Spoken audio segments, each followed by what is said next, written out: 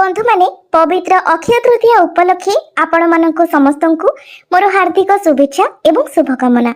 आपणकर जदि मकर राशि होइथाय तो आजिर एही भिडियोटी आपण मानक पई बहुत गुरुत्वपूर्ण अटे, कारण मकर राशिर व्यक्ति विशेष मानकर जीवन एही पवित्र अक्षय तृतीया परठारु संपूर्ण भाबरे बदलिबाको जाउछि।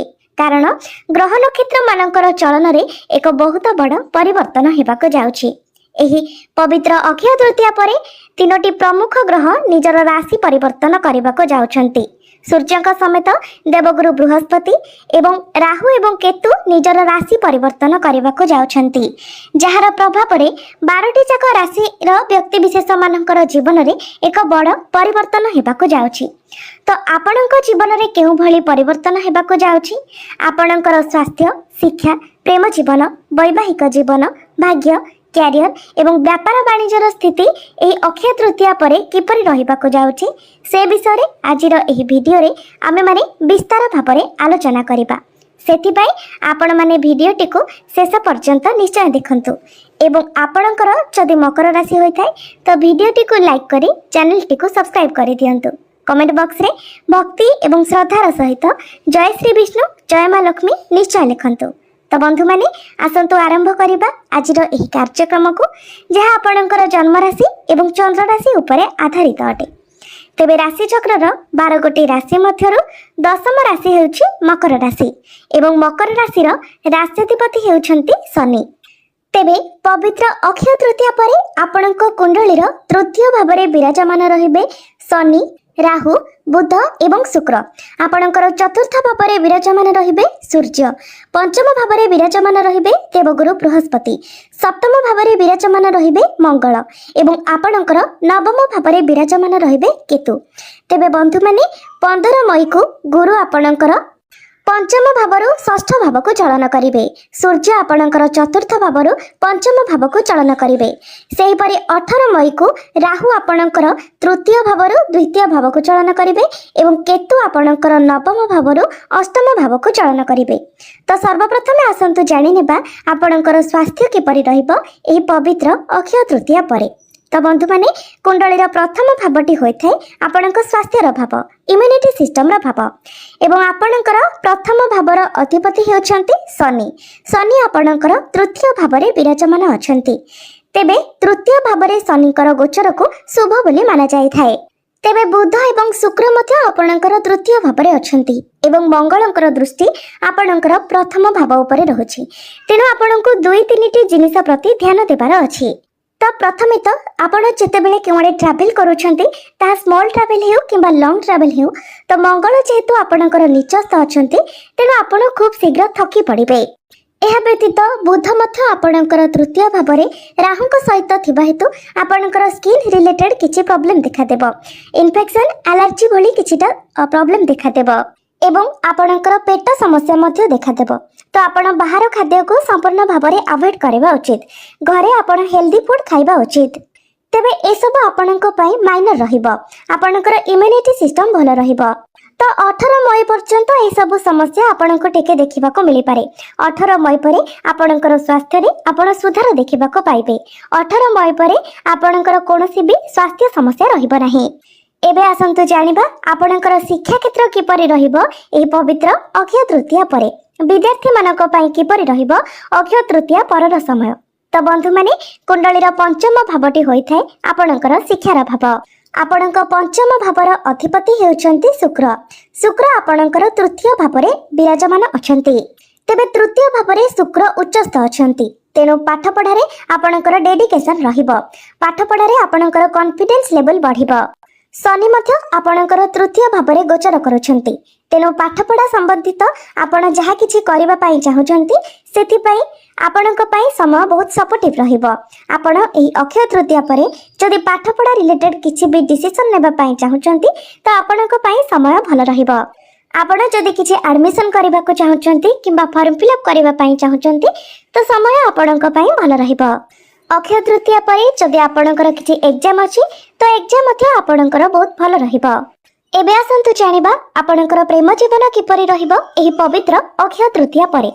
तो बंधु मैंने कुंडलीर पंचम भावटी आपणकर शिक्षार भाव हेबा सहित पंचम भावटी मध्य होइथाय आपणकर प्रेम जीवनर भाव। तो आपणकर पंचम भावर अधिपति हेउछन्ति शुक्र। शुक्र आपणकर तृतीय भावरे उच्चस्थ अछन्ति एवं आपणकर प्रथम भावर अधिपति शनि मध्य तृतीय भावरे विराजमान अछन्ति। अर्थात आपणकर प्रथम भावर अधिपति एवं पंचम भावर अधिपति एकत्र अछन्ति, जहा फଳରେ आपणकर प्रेम जीवन बहुत भल रहिबो। आपणक मध्यरे फीलिंग्स बहुत भल रहिबो। आपणक मध्यरे अंडरस्टैंडिंग रहिबो। जदि पूर्वरु आपणक भितरे किछि भी समस्या थिला तो वर्तमान ताहा समाधान होई जिवो। आपणक मध्यरे बुझामणा ठीक रहिबो। एबे आसंतु जानिबा आपणकर वैवाहिक जीवन किपरि रहिबो एही पवित्र अक्षय तृतीया परे। तो बंधु माने कुंडलीर सप्तम भावटी होइथाय आपणक वैवाहिक जीवनर भाव। आपणक सप्तम भावर अधिपति हेउछन्ति चंद्रमा, जे कि प्रति 2 दिन रे निजर राशि परिवर्तन करिथांती। तेबे आपणक सप्तम भावरे विराजमान अछन्ति मंगल। तो मंगल आपणकर सप्तम भावरे निचस्थ थिबा हेतु आपण निजर जीवन साथीक मध्यरे टिके धैर्य रे हानि देखिबे। आपणक जीवन साथीक मध्यरे टिके आग्रेसन देखातेबो। यह व्यतीत मंगलंकर दृष्टि प्रथम भाव उपरे रहुतिबा हेतु आपणक मध्यरे मध्य आग्रेसन देखादेब। तो आपण जदि आपणकर वैवाहिक जीवन रे एडजस्ट करि नियंती तो आपणकर वैवाहिक जीवन भल रहिबो। किंतु आपण मध्य जदि क्रोधय आसी किछि आपणक बाणी उपरे नियंत्रण रक्षा न करंती तो वैवाहिक जीवन रे किछिटा समस्या देखा देई पारे। एबे आसंतु जानिबा सबठारु महत्वपूर्ण विषय वस्तु आपणकर भाग्य, क्यारियर एवं व्यापार वाणिज्यर स्थिति किपरि रहिबो एही पवित्र अक्षय तृतीया परे। तो बंधु माने कुंडलीर नवम भावटी होइथाय आपणकर भाग्यर भाव। आपणक नवम भाव अर्थात भाग्य भावर अधिपति हेउछन्ति बुध एवं बुध आपणकर तृतीय भावरे विराजमान अछन्ति एवं आपणकर भाग्य भावरे केतु विराजमान अछन्ति। तेबे आपणक पई सबुठारु गुरुत्वपूर्ण परिवर्तन हेउछि केतु आपणकर नवम भावरु बाहरी आपणकर अष्टम भावको चलन करिवे। गत 1.5 वर्ष हेबो केतु आपणकर नवम भावरे थिले, जहा फଳରେ भाग्य संबंधित प्रत्येक कार्य आपणको बाधा विघ्नर सामना करबाको पडुथिला। तो 18 मई को केतु जेतेबेले आपणकर नवम भावरु बाहरी जिबे तो आपण ए सबुरे सुधार देखिबाको पाइबे। बुध मध्य तृतीय भावरे रही भाग्य भाव को देखुछन्ति, जहा फଳରେ 18 मई परे आपणको प्रत्येक कार्य रे सफलता मिलिबो। भाग्य संबंधित प्रत्येक निर्णय रे आपण सफल हेबे। जदि आपण किछि नुवा कार्य आरंभ करिबा पई चाहुछन्ति, किछि बड़ जिनिस किना किणी करिबा पई चाहुछन्ति, किछि बड़ डिसिजन लेबा पई चाहुछन्ति किबा आपण शेयर मार्केट स्टॉक मार्केट रे किछि इन्वेस्ट करिबा पई चाहुछन्ति तो 18 मई परठारु आपणको पई समय बहुत भल रहिबो। एबे आसंतु जानिबा आपणकर क्यारियर आपणकर कार्य क्षेत्र किपरि रहिबो एही पवित्र अक्षय तृतीया परे। तो बंधु माने कुंडलीर दशम भावटी होइथाय आपणकर क्यारियर भाव, कार्य क्षेत्रर भाव। आपणकर दशम भावर अधिपति हेउछन्ति शुक्र। शुक्र आपणकर तृतीय भावरे उच्चस्थ अछन्ति। बुध एवं शनि मध्य शुक्रंक सहित विराजमान अछन्ति। तेबे तृतीय भावटी होइथाय साहस एवं पराक्रमर भाव। तो कार्य क्षेत्र रे आपणक मध्यरे साहस रहिबो एवं पराक्रम मध्य रहिबो। आपणकर कार्य क्षेत्र रे बहुत अधिक कॉन्फिडेंस रहिबो। आपण एनर्जेटिक रहिबे। कार्य रे आपणकर डेडिकेशन रहिबो। आपण निजर काम को नेकी छोट छोट यात्रा करि पारंती, किंतु सेही यात्रा आपणक पई लाभप्रद रहिबो। तेबे आपण जदि किछि यात्रा करूनाहंती किंतु आपणक मध्यरे एक प्रकारर क्रिएटिविटी रहिबो। आपण स्मार्ट वर्क करिवे, जहा फଳରେ कार्य क्षेत्र रे आपण बहुत अधिक उन्नति करिवे। एहा व्यतीत आपणकर दशम भावर अधिपति आपणकर भाग्य स्थान को देखुछन्ति, जहा फଳରେ एही अक्षय तृतीया परे आपणको आपणकर कार्य क्षेत्र रे प्रमोशन मिलि पारे। कार्य क्षेत्र रे आपणको मान सम्मान प्राप्ति हेबो। आपणको अचीवमेंट मिलिबो।